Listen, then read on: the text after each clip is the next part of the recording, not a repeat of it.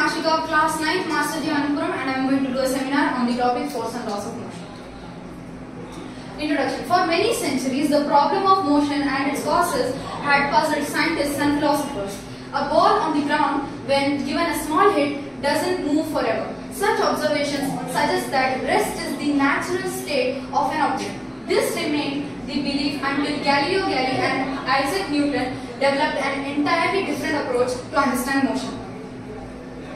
Concepts to know in this chapter: what is force, types of forces like balanced and unbalanced force, laws of motion, and some problems to solve. Force. Force is an effort that changes the state of an object in rest or in motion. It can change the velocity and direction of the object and also can change its shape. There are two types of forces, balanced and unbalanced. The SI unit of force is Newton, which can be denoted by capital N. Balanced force. When balanced forces are applied to an object, there will not be any net effective force on acting on the object. These forces do not cause a change in the motion. Now, we can see that both the sides, the rope is pulled in 300 Newton force. So, the rope will not move, and this is called a balanced force, where no net effective force is acting.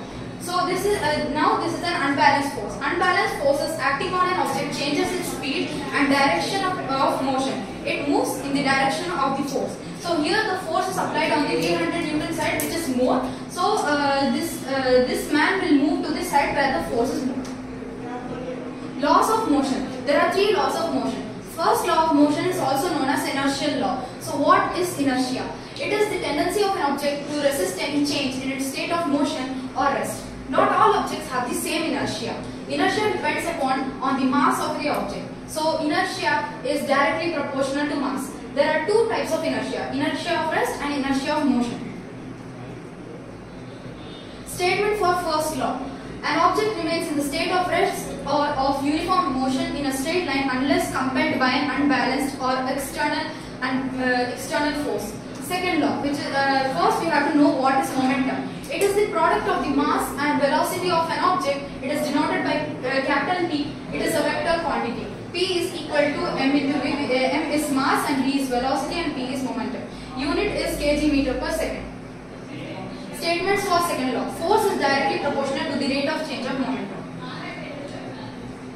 Initial momentum is P1 and final momentum is P2 and mass is m. So change in momentum is P2 minus P1. So P2 is equal to mv2 minus mv1. v1 is velocity and v2 is also velocity and m is mass. And m into v2 minus v1. Rate of change of momentum is force is equal to mv2 minus v1 by t. So this can be written as acceleration. V minus u by t is acceleration. So f is equal to m into a. The unit is kg meter per second square. So 1 Newton is equal to 1 kg into 1 meter per second square. 1 unit force, 1 Newton is the force that is needed to accelerate 1 kg of mass to 1 meter per second square. Third law. For every reaction there is an opposite and equal reaction. The net force is 0. So F is force A plus FB, force B is equal to 0. Some problems to solve. An object experiences a net 0 external unbalanced force. Is it possible for the object to be traveling with a non-zero velocity? If yes, then state the conditions that must be placed on the magnitude and direction of the velocity. If no, provide a reason. Yes, the answer is it is possible for an object to travel with non-zero velocity after experiencing a net zero external unbalanced force, as it follows the first law of motion. And to stop or deviate the object, an external unbalanced force is required. So the next question is, when a carpet is beaten with a stick, dust comes out of it. Explain. So the answer is, when a carpet is beaten with a stick, suddenly the carpet gets into motion, but the dust stays in its rest. So this is because of inertia of rest. Next question, a truck starts from rest and rolls down a hill with a constant acceleration. It travels a distance of 400 meters in 20 seconds. Find its acceleration, find the force acting on it if its mass is 7 tons. So in this 1 ton is equal to 7,000 meters.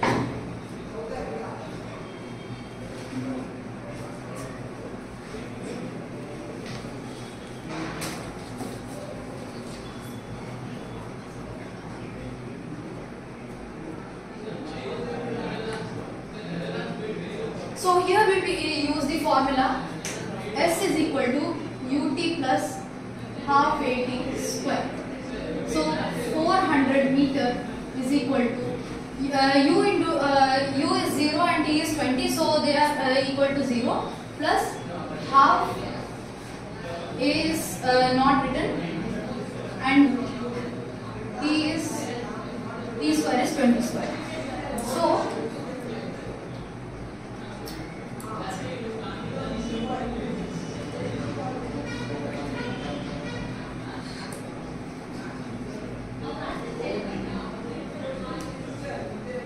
the acceleration is 2 meter per second square.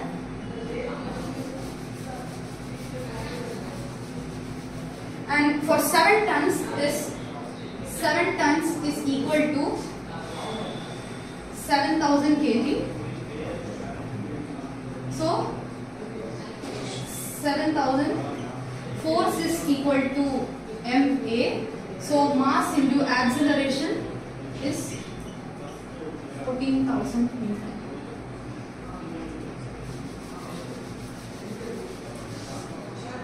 Next question. An automobile vehicle has a mass of 1,500 kg. What must be the force between the vehicle and road if the vehicle is to be stopped with a negative acceleration of 1.7 meter per second square?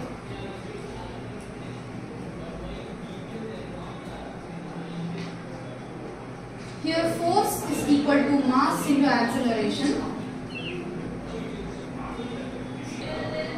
Force is equal to mass into acceleration. So mass is 1,500 kg into minus 1.7 meter per second square. If we multiply this, we will get minus 2500 Newton.